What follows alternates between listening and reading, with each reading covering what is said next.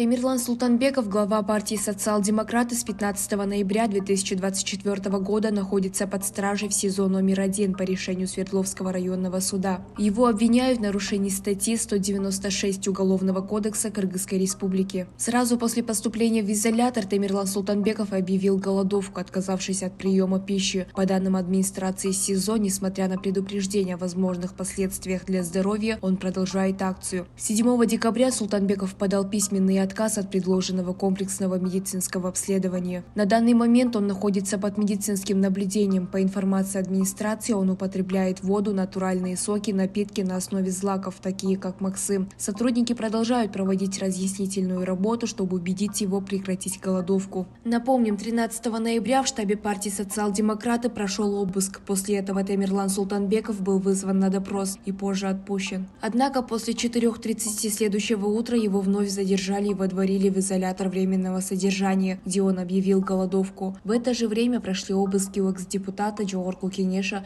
Ирины Карамушкиной. Кроме того, территориальная избирательная комиссия города Бишкек приняла решение снять партию «Социал-демократы» с участия в выборах в Бишкекском городском кенеше.